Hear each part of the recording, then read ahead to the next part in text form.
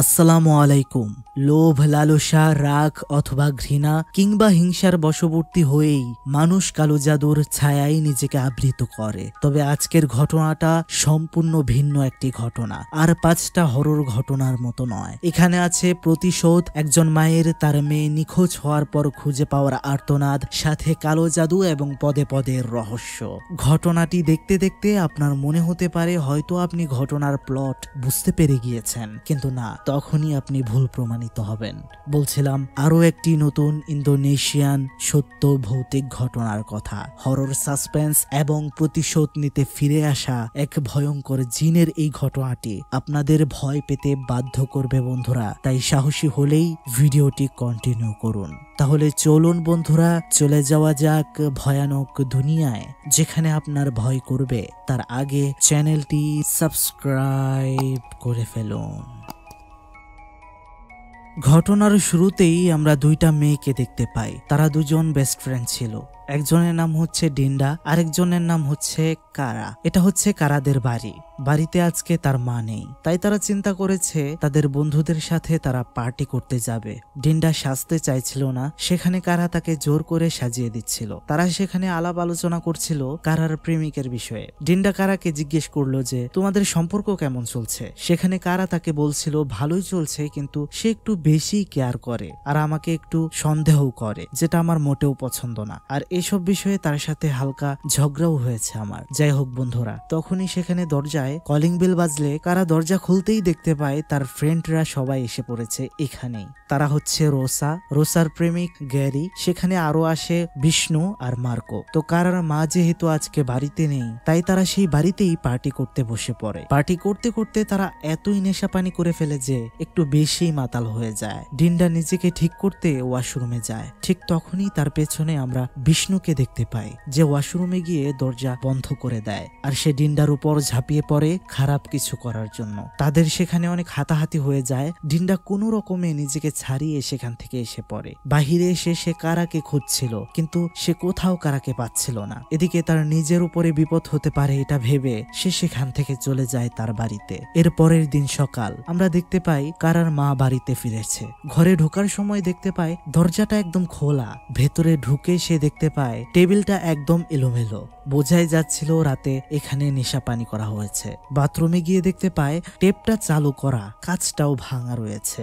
সে কারাকে সেখানে খুঁজছিল, কিন্তু পাচ্ছিল না। সে একটু বিব্রত বোধ করছিল। তখন সে কল করে ডিন্ডার কাছে, জানতে চায় কারা কোথায়। কারাকে তো পাওয়া যাচ্ছে না। এটা শুনে ডিন্ডাও অবাক হয়ে যায়। সেও চিন্তায় পড়ে যায়, কারণ সেও তো আসল কারণ জানে না। কারার মা জিজ্ঞেস করছিল তাকে যে কাল তোমরা বাড়িতে কি করেছো, কিন্তু ডিন্ডা বলছিল না। কারণ যদি এটা সে বলে সবাই তাদেরকে খারাপ ভাববে, যদিও এটা তারা মোটেও ভালো কাজ করেনি। যাই হোক, কারা উধাও। দেখতে দেখতে 1 মাস পার হয়ে যায়, এখনো কোনো খোঁজ পাওয়া যায় না। কারার নামে যেমন করা হয় মিসিং ডায়েরি, ঠিক তেমনই পোস্টারও লাগানো হয়, তাও হদিশ মেলে না। সেখানে ডিন্ডা কারার পোস্টার লাগাচ্ছিল, তখনই সেখানে একটা ছেলে আসে, আর এটাই মূলত কারার বয়ফ্রেন্ড পুত্রা। সে খুবই ভালোবাসতো কারাকে। সে জিজ্ঞেস করছিল ডিন্ডাকে সেদিন রাতে কি হয়েছিল বলতো, কিন্তু ডিন্ডা কিছুতেই বলতে চাইছিল না। পুত্রা তাকে জিজ্ঞেস করে আচ্ছা তার কি অন্য কোনো জায়গায় সম্পর্ক হয়েছিল যে পালিয়ে যেতে পারে। ডিন্ডা কিছুটা রেগে বলে এমনটা হতেই পারে, কারণ তুমি তাকে একটু শান্তিতে থাকতে দিতে না, জ্বালাতে। পুত্রা বলছিল আমি তার জন্য যাই করি না কেন সেটা আমার ভালোবাসা থেকে করতাম। এসব কথা গুরুত্ব না দিয়ে ডিন্ডা সেখান থেকে চলে যায়। এরপর আমরা দেখতে পাই কারার মা একটা বৃদ্ধা মহিলার কাছে এসেছে। আসলে সে কারাকে খুঁজতে খুঁজতে একদমই হয়রান হয়ে গিয়েছিল। সে একা মানুষ, তাকে কেউ সাহায্য সহযোগিতা করছিল না। সে তার একমাত্র মেয়েকে প্রচন্ড ভালোবাসতো, কারণ তার তো আর কেউ ছিল না। আর সে এই মহিলার কাছে এজন্য এসেছে যে এই মহিলাটি কালো জাদু জানে, আর এখানে সে এসেছে কালো জাদু করে কারার অবস্থান জানার জন্য। তখন আমরা দেখতে পাচ্ছিলাম সেই বৃদ্ধা মহিলাটি কারার ছবি নিয়ে একটা রিচুয়াল শুরু করে, যেটা থেকে সে কারার মাকে জানায় কারা অনেক আগেই এই পৃথিবীর মায়া ত্যাগ করেছে। এটা শুনে কারার মা অনেকটা ভেঙে যায়। ডিন্ডা তার বাড়িতে যাওয়ার পর আমরা দেখতে পাই তার ছোট্ট একটা ভাই রয়েছে, যার নাম আদি। তাদের মা বাবা কেউ বেঁচে নেই। তখন তার ছোট্ট ভাই তাকে উইশ করে আজকে ডিন্ডার জন্মদিন। তারা দুজন মিলে জন্মদিনের কেক খেয়ে শুয়ে পড়ে। এর পরের দিন কারার মা তাকে তাদের বাড়িতে যেতে বলে। সেখানে যাওয়ার পর কারার মা তাকে বলে একটু পানি নিয়ে আসতে। সে যখন ট্যাপটা ছাড়ে সেখান থেকে খারাপ পানি বের হয়ে আসে, খুবই বিভৎস গন্ধ ছিল সেটাতে। তাই পানি না নিয়ে সে গিয়ে দেখে কারার মা কারার ছবির নিচে মোমবাতি আগরবাতি এগুলো জ্বালিয়ে রেখেছে। সে জিজ্ঞেস করে এটা কেন করেছেন। কারার মা জানায় মৃত মানুষদের ছবিতে তো আগরবাতি দিতেই হয় তাই না। এটা শুনে ডিন্ডা আকাশ থেকে পড়ে, তার খুবই খারাপ লাগছিল। কারার মা তাকে জিজ্ঞেস করে দেখো আমার মেয়ে এই পৃথিবীতে আর নেই, এটা আমি মেনেই নিয়েছি, শুধু তুমি আমাকে এটা বলো যে সেদিন রাতে কি হয়েছিল। ডিন্ডা বলে সেদিন রাতে কি হয়েছিল সেটা আমি ভালো করে বলতে পারি না, কারণ আমি হালকা মাতাল হয়ে পড়েছিলাম, এখন কে এটা করেছে এটাও জানি না। সেখান থেকে তখন কারার মা অন্য রুমে চলে যায়। অন্য রুম থেকে কান্নার আওয়াজ আসছিল। ডিন্ডা যখন গিয়ে দেখে কারার মা তখন অর্ধ উলঙ্গ হয়ে কিছু একটা করার চেষ্টা করছিল, তার হাতে একটা ছুরি ছিল, আর কি করার চেষ্টা করছিল তা তো আমরা ধীরে ধীরেই বুঝতে পারবো। ডিন্ডা তখন সেখান থেকে এসে তো পড়ে, কিন্তু আমরা দেখতে পারছিলাম দরজাটা আপনা আপনি লেগে গিয়েছে, অর্থাৎ ঝামেলা আছে। সেখান থেকে আসার সময় সে বৃদ্ধ কবিরাজ মহিলাটি ডিন্ডাকে দেখে জিজ্ঞেস করে তোমার বন্ধুর কি হয়েছে, তাকে দেখতে এমন লাগছে কেন। ডিন্ডা তার আশেপাশে তাকায়, তার আশেপাশে কেউ ছিল না, কিন্তু সে সেখান থেকে চলে যাওয়ার পর আয়নার মধ্যে আমরা দেখতে পারছিলাম তার সাথে কেউ একজন ছিল, যেটা সেই মহিলাটাই দেখতে পারছিল। বিষ্ণু তার ঘরে যাওয়ার সময় লিফটে ওঠে সন্ধ্যা সময়, সেখানে একটা লাল কাপড় পরিহিত কাউকে সে দেখতে পায়। বিষয়টা খেয়াল না করে সে উপরের তলাতে যেতে থাকে, কিন্তু হঠাৎ করেই লিফট থেমে যায় আর খুলে যায়। সে সামনে চেয়ে দেখতে পায় সেই লাল কাপড় পরা অবয়বটা তার সামনে ধীরে ধীরে এগিয়ে আসছে। সে অনেক ভয় পেয়ে যায় এবং উপরে প্রেস করে যাওয়ার জন্য, কিন্তু আবারও মাত্র এক তলা উঠেই লিফট থেমে যায়, আর সেটা এবার অনেক কাছাকাছি ছিল তার। সে কোনো রকমে দ্রুত আরো উপরে যেতে চেষ্টা করছিল, লিফটের বাটন চাপছিল। ঠিক তখনই আমরা দেখতে পাই তার পেছনেই রয়েছে সেই ভয়ানক অবয়বটা। সে তখন দ্রুত সেই লিফট থেকে বের হতে চেষ্টা করছিল, তখনই পেছন থেকে সেটা তার পা টেনে ধরে, এতে তার মাথাটা আটকে যায় লিফটের মধ্যে। আর যেহেতু চলন্ত লিফট, সেটা উপরে যাওয়ার সময় তার মাথাটা সেখান থেকে একদম আলাদা হয়ে যায়। এদিকে ডিন্ডা হঠাৎ ভুলভাল স্বপ্ন দেখে ঘুম থেকে উঠে পড়ে। সে বাথরুমে চলে যায় বাথরুম সারার জন্য। সেখানে গিয়ে সে পর্দার ওপাশে দেখতে পারে তার ভাইয়ের মতো ছোট একটা অবয়ব। সে জিজ্ঞেস করে আদি এত রাতে কি তুমি গোসল করছো নাকি। তখনই তার ভাই বাহির থেকে তাকে ডাক দেয়। তার আর বোঝার বাকি রয় না যে সেখানে অন্য কিছু রয়েছে, যেটা তখনই পর্দা সরিয়ে তার সামনে আসে, যেটা দেখে সে খুবই ভয় পেয়ে যায়, যদিও তার ভাই সেখানে কাউকেই দেখতে পায় না। পরের দিন সকালে যখন ডিন্ডা তার ভাইকে নিয়ে স্কুলের পথে যাচ্ছিল, তখন সেই মহিলা কবিরাজ তার ভাইকে ডেকে একটা ছোট্ট পেপারের টুকরো দেয় আর বলে এটা তোমাদের রক্ষা করবে। তারা যখন বাসে করে যাচ্ছিল, ডিন্ডার ফোনে তখন বিষ্ণুর মারা যাওয়ার সেই ভিডিওটা আসে, যেটা দেখে খুবই ঘাবড়ে যায় ডিন্ডা। সেই ভিডিওতেও সে একটা ভয়ঙ্কর অবয়বের অস্তিত্ব পাচ্ছিল, যেটা সে কারার বয়ফ্রেন্ড পুত্রাকে দেখায় আর বলে আমাকে যে ভয়ানক জিনিসটা ভয় দেখাচ্ছিল। আর এই ভিডিওতে বিষ্ণুর মৃত্যুর সময় আমরা যাকে দেখতে পেয়েছি, ডিন্ডার মতে সেটা হলো কারার আত্মা অথবা জিন, যে তার মৃত্যুর প্রতিশোধ নিচ্ছে। পুত্রা এসবের কিছুই বুঝতে পারছিল না। সে তো এখনো এটাও বিশ্বাস করে না যে তার প্রিয় ভালোবাসার মানুষ কারা মারা গিয়েছে। এখন বিষ্ণুর মৃত্যুর শোক দিবস অনুষ্ঠানের দিন তারা সব একসাথে হয়, যারা সেই রাতে কারার বাড়িতে ছিল তারা। সেখানে কথাবার্তা বলছিল সবাই। ডিন্ডা বলছিল আমি সেদিন সেখান থেকে চলে যাওয়ার পর সেখানে কি হয়েছিল তোমরা কি কেউ জানো। আসলে সবাই সেদিন মাতাল অবস্থায় ছিল, তাই তেমন কেউ কিছু বলতে পারছিল না। সেখানে গেরি বলছিল যদি এটা কারার জিন হয়ে থাকে তাহলে বিষ্ণুকে কেন মারবে, কারণ সে তো আমাদের সাথেই ফিরেছিল। তাদের কথা শুনে ভালো লাগছিল না মার্কোর। সে সেখান থেকে চলে যায়। সেখান থেকে ফেরার সময় রোজা অনেকটা ভয়ে ছিল। সে তার বয়ফ্রেন্ডকে বলে তুমি যদি কিছু জেনে থাকো তাহলে প্লিজ বলো, নয়তো আমাদেরও কোনো সমস্যা হতে পারে। গেরি বলছিল এসব ফালতু কথাবার্তা একদম বাদ দাও তো, মরে গিয়ে আবার কেউ ফিরে আসতে পারে নাকি, আর এসব বিষয়ে আমি তো তেমন কিছু জানিও না। আর মানলাম সে ফিরে এসেছে, কিন্তু বিষ্ণুকে কেন মারবে, সে তো আমাদের সাথেই ছিল। এখন গাড়ি চালাতে চালাতে হঠাৎ করে তাদের সামনে সেই লাল কাপড় পরিহিত জিনটা চলে আসে। গাড়ি ব্রেক করে বের হয়ে দেখে সেখানে কেউ নেই। তখনই চোখ পড়ে কিছুটা সামনে। গ্যারি দেখতে পাই সেই ভয়ানক জিনটাকে, কিন্তু রোজা দেখতে পারছিল না। সে দেখতে পারছিল সেটা তার দিকে উড়ে আসছে। তখনই সে ভয়ে দৌড়ে গাড়ির ভেতরে গিয়ে বসে আর সেখান থেকে পালিয়ে যায়। কিছুক্ষণের মধ্যেই তার ফোনে রোজার একটা কল আসে। রিসিভ করার পর ওপাশ থেকে রোজা বলছিল আরে তুমি কি পাগল হয়ে গেছো, আমাকে এখানে কেন রেখে রেখে গিয়েছো একা। তখনই সে বুঝতে পারে তার সাথে অন্য কেউ বসে রয়েছে। সে চাইতেই সেই ভয়ঙ্কর অভয়বটা তাকে ভয় দেখিয়ে ফেলে। তখন সে নিজে বাঁচার জন্য গাড়ি থেকে বের হতে যায়, ঠিক তখনই সাইডে থেকে আরেকটা গাড়ি এসে তাকে বাজিয়ে দেয়। সরাসরি তার অকাল মৃত্যু হয়। সেদিন রাতে আমরা দেখতে পাচ্ছিলাম ডিন্ডা আদি ঘুমাচ্ছিল। আদির একদমই ঘুম আসছিল না, কারণ পাশের ঘর থেকে কিছু খারাপ আওয়াজ আসছিল। সে দরজা খুলে বের হয়ে এসেই সামনের ঘরের মধ্যে ধাক্কাতে শুরু করে। সেখান থেকে একটা মেয়ে বের হয়ে আসে। তো আমরা বুঝতেই পারছিলাম কি আওয়াজে সে ঘুমাতে পারছিল না। যাই হোক, সেখান থেকে ফেরার সময় তার পেছনে আমরা সেই ভয়ঙ্কর জিনটাকে দেখতে পাই, যেটা দেখে সে ভয়ে পালিয়ে লুকিয়ে পড়ে। সে যখন আবারও উকি দেয়, সে দেখে সেখানে তার বোন ডিন্ডা তাকে খুঁজছে। সে দৌড়ে গিয়ে তার বোনকে টেনে নিয়ে ঘরের ভেতরে ঢুকে দরজা লাগিয়ে দেয়। কিন্তু যখনই সে তার বোনের দিকে চায়, সেখানে তার বোন ছিল না, সেখানে ছিল সেই ভয়ঙ্কর জিনটা। এটা দেখে সে এক চিৎকার। তখন সেখানে তার বোন ডিন্ডা চলে যায় আর পরিস্থিতিও স্বাভাবিক হয়ে যায়। যাই হোক, একটু পরেই সেখানে রোজা আসে আর তার বয়ফ্রেন্ড গেরির মৃত্যুর খবর জানায়। তারা খুবই টেনশনে ছিল। রোজা বলছিল, কারার কারিন জিন বা আত্মা কেন আমাদের উপর প্রতিশোধ নিতে চাইছে? আমরা তো তার কোনো ক্ষতি করিনি, আমাদের কিছু একটা ব্যবস্থা নিতেই হবে। তখন ডিন্ডার সেই পেপারের উপর চোখ পড়ে। এরপর দিন আমরা দেখতে পাই ডিন্ডা, রোসা আর পুত্রা তারা সেই কবিরাজ মহিলাটির কাছে গিয়েছে। পুত্রা মার্কোকে কল দিচ্ছিল এখানে আসার জন্য, কিন্তু ফোনে পাচ্ছিল না। যাই হোক, সেখানে তারা একটা বৈঠকে বসে এবং তাদের সমস্যার কথা সেই কবিরাজকে খুলে বলে যে তাদেরকে একটা লাল কাপড় পরিহিত জিন তারা করছে মেরে ফেলার জন্য। তখন সেই কবিরাজটা জানায় যারা বেঁচে থাকতে তাদের সাথে হওয়া অবিচারের কোনো বিচার পায় না, তখন তারা মূলত নিজে নিজেই মারা গিয়ে কালো জাদুর মাধ্যমে ফেরত আসে আর নিজের প্রতিশোধ নিতে শুরু করে। সে একটা পুঁথি বের করে আর তাদেরকে সেই ভয়ঙ্কর জিনিসটার ছবি দেখায়। সেই কবিরাজ মহিলাটি এটাও বলছিল যে সে ততক্ষণ পর্যন্ত থামে না যতক্ষণ পর্যন্ত তার প্রতি হওয়া অবিচারের বিচার সে পাচ্ছে। এসব দেখার পর, শোনার পর তারা বলছিল কারার কারিন জিন তাদের উপর প্রতিশোধ নেওয়ার জন্য কেন এমন করবে? আসলে তো তারা কোনো কারার ক্ষতি করেনি। সেই মহিলাটির কাছে তারা সাহায্য চাওয়ার পর মহিলাটি বলে, আমি তো চাইলেই এটা শেষ করতে পারবো না, এটা অনেক কঠিন কালো জাদু, কিন্তু আমি চাইলে কারার সাথে তোমাদের কথা বলিয়ে দিতে পারবো। তখন ডিন্ডার উপর একটা রিচুয়াল করা হয়, কারণ ডিন্ডাই ছিল একমাত্র কাছের বন্ধু কারার। রিচুয়াল করার পর ডিন্ডা একটা ভ্রমের ভেতরে চলে যায়। সেখানে সে দেখতে পারে কারার সাথে কেউ একটা জবরদস্তি করছে এবং হঠাৎ করে সে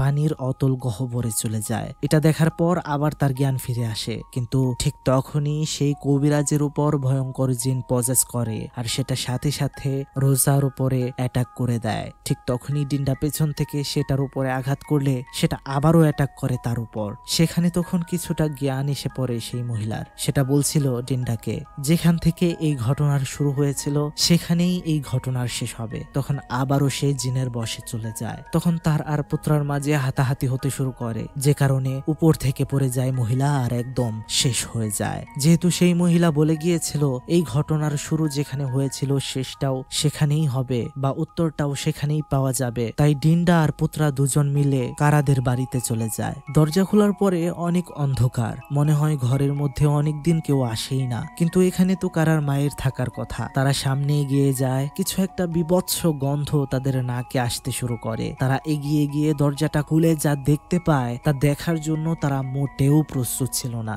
আর এখানেই ঘটনার একটা টুইস্ট রিভিল হয় বন্ধুরা। তারা দেখে ফাঁসি নিয়ে ঝুলে রয়েছে কারার মা, যার পরনে ছিল লাল ড্রেস। তারা বুঝতে পারে এতদিন যারা মারা গিয়েছে তাদের বন্ধুদের মাঝে এবং তাদেরকে যে মারতে চেয়েছে সেটা আর কেউ ছিল না, সেটা ছিল কারার মায়ের শয়তান, যে মূলত কালো জাদু করে নিজে নিজে মারা গিয়েছে শয়তান হয়ে তার মেয়ের মৃত্যুর প্রতিশোধ নেওয়ার জন্য। যাই হোক, আমরা দেখতে পারি কারার মায়ের শেষ কার্য সম্পন্ন করা হচ্ছে। কিন্তু বন্ধুরা, প্রশ্ন কিন্তু এখানে রয়েই যায়, কারার লাশ কোথায় তাহলে, অথবা তার সাথে কি হয়েছিল?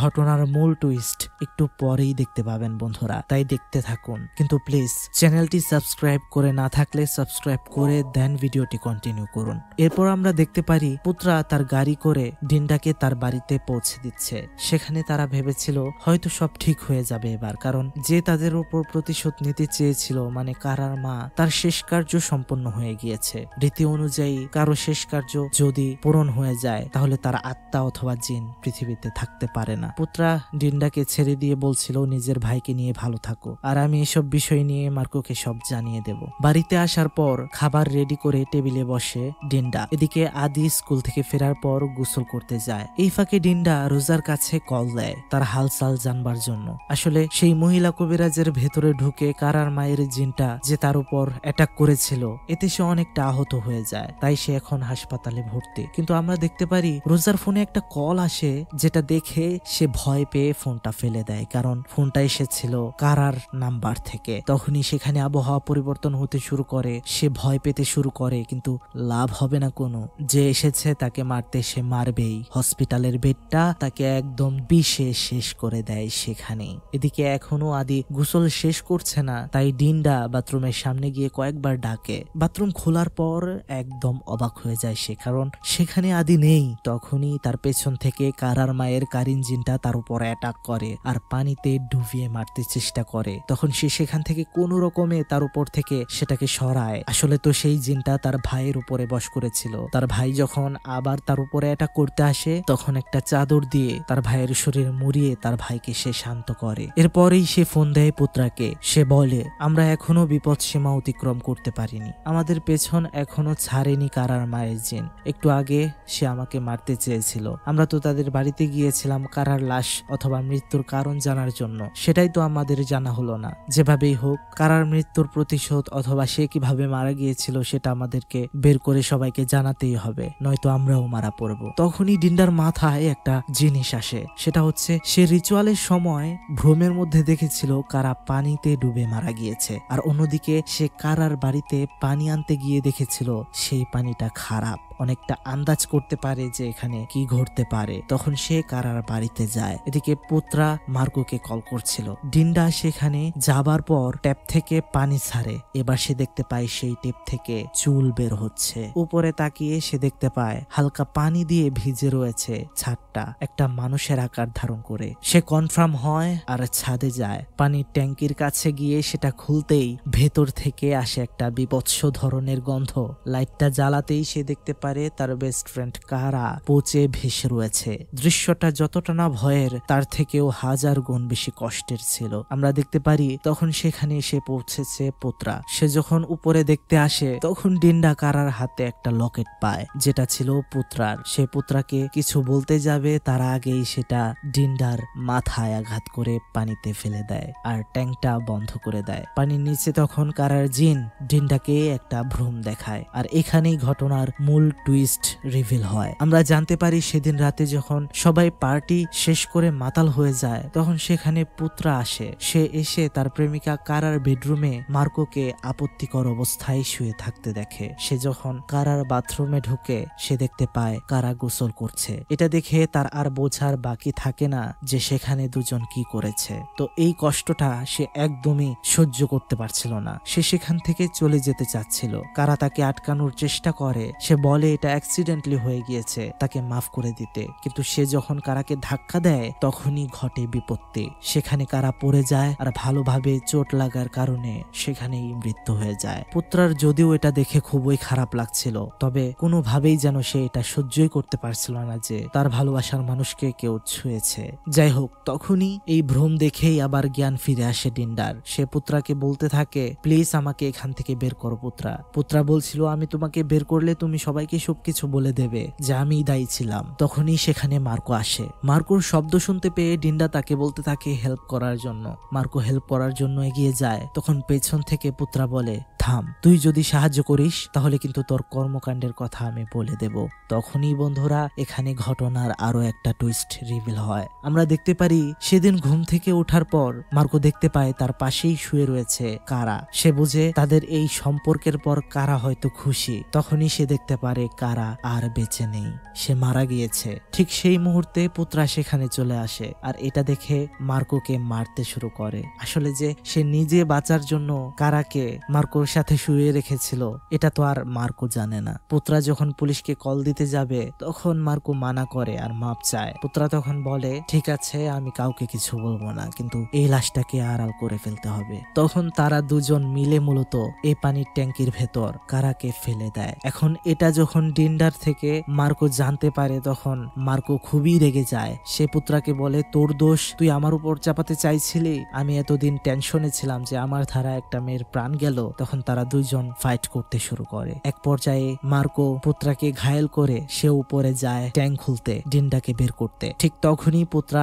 আবার সেখানে এসে হাতাহাতি করার সময় সেখান থেকে পড়ে যায় মার্কো। সেখান থেকে পড়ে সেখানেই সে মারা যায়। আমরা সেখানে স্পষ্ট দেখতে পারছিলাম পুত্রার মুখেও এগুলোর জন্য অনুতপ্তের ছাপ। এদিকে পানির ট্যাঙ্কের ভেতর কারার দেহটা ডিন্ডার দিকে এগিয়ে আসে। ঠিক তখনই বাহির থেকে পুত্রা দেখতে পাই সেই ট্যাঙ্কিটা নড়ছিল। হঠাৎ করে সেটার ডাকনা খুলে পানি বের হতে শুরু করে আর সেটা একদম ভেঙে তার সামনে পড়ে যায়। সেটার থেকে বের হয়ে আসে ডিন্ডা, কিন্তু তার ভেতরে ছিল কারার কারিনজিন, যেটা পুত্রাকে সব দিক থেকে অ্যাটাক করতে শুরু করে। বন্ধুরা, সেটা যখন পুত্রাকে মেরেই ফেলবে ঠিক তখন পুত্রা তাকে ইমোশনাল কথা বলতে শুরু করে, যেটা শুনে কারার কারিনজিন নরম হয়ে যায়, যেহেতু তারা একজন আরেকজনকে ভালোবাসতো। এই সুযোগ নিয়ে পুত্রা ডিন্ডার শরীরে একটা চাকু ঢুকিয়ে দেয় এবং একদম যখন মেরে ফেলতে যাবে ঠিক তখনই আমরা দেখতে পাই তার পেছন থেকে কারার কারিনজিন তার নিজের বডি সহ তাকে জড়িয়ে ধরে আর তাকে শূন্যে ভাসিয়ে সে সহ 20 তলা উপর থেকে পড়ে যায়। দুজনেই শেষ হয়ে যায়, সাথে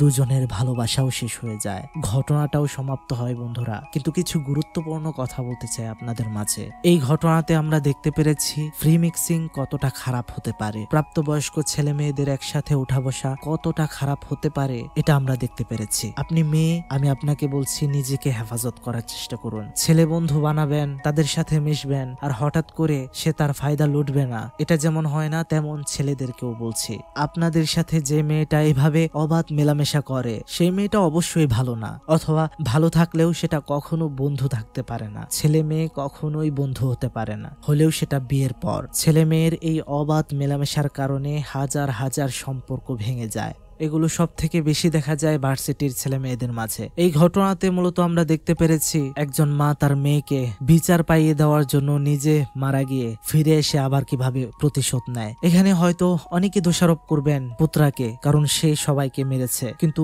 আমার চোখে সে দোষী নয়। অবশ্যই দোষ করেছে, কিন্তু তাও এগুলোর জন্য দায়ী হচ্ছে ফ্রি মিক্সিং। আমরা স্পষ্ট দেখতে পারছিলাম পুত্রা অপরাধগুলো করার পর কিভাবে অনুতপ্ত হচ্ছিল। আসলে বন্ধুরা, কে চায় তার ভালোবাসার মানুষকে অন্য কেউ ছোবে আর এটা সে সহ্য করবে? এটা সহ্য করার মতো না। তো বন্ধুরা, আজকে একটি শিক্ষণীয় ঘটনা সম্পর্কে জানলাম। শেষ পর্যন্ত আপনাদের দিকে একটা প্রশ্ন ছুড়ে মারলাম, ফ্রি মিক্সিং বিষয়ে আপনার কি মতামত তা অবশ্যই কিন্তু কমেন্ট বক্সে জানিয়ে দেবেন। আর এটার প্রভাব কতটা ভয়ানক তা তো আমরা আজকে দেখতেই পারছি।